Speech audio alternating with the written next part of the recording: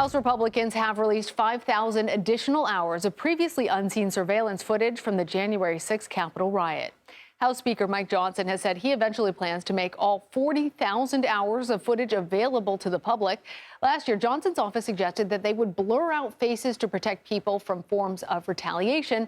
But he's now reversed that stance, saying, quote, the committee will no longer plan to blur the faces of individuals in the footage, given the significant logistical hurdles involved and the importance of getting this work completed as responsibly and efficiently as possible.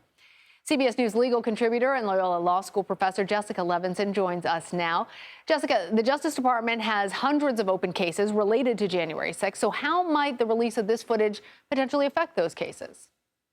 So it could affect those cases if there is new information contained on the footage that is affecting a pending trial. Now, that assumes that the prosecution and the defense didn't already have access to this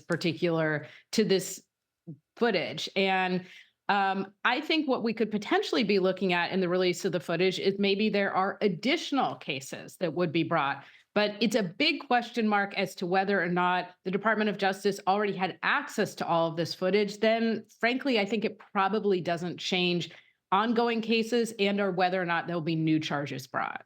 Jessica, are there any potential legal issues that arise from not blurring out faces given Speaker Johnson's change on that issue? I don't think so, because this is a situation where the people who stormed the Capitol didn't have a reasonable expectation of privacy. And that's really the legal standard. And when I teach, for instance, privacy torts, we talk a lot about how context matters. They were in a public place. There were a lot of people there. I think it would strain common sense to say that this amounts to some sort of invasion of privacy. It's not slander because what's shown here is truthful. So I don't think that there could be legal action. All right. I want to switch gears a little bit, though, and ask you about Fulton County District Attorney Fani Willis, because you and I have talked about this case extensively. Friday was closing arguments. That was in the hearing to potentially disqualify her from the Trump election interference case in Georgia. But even if the judge lets her stay, is there an argument for her to recuse herself given all the political blowback?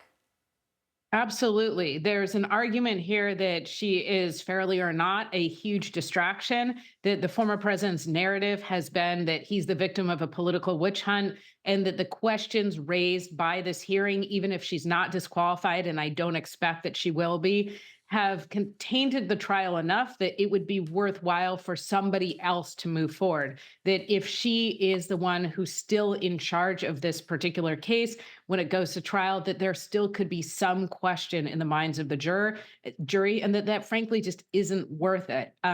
It doesn't sound to me, based on her testimony, that that is a path that she would take, but certainly I think there's a good argument for it. And certainly something that the judge is weighing right now. All right, Jessica Levinson, thank you. Thank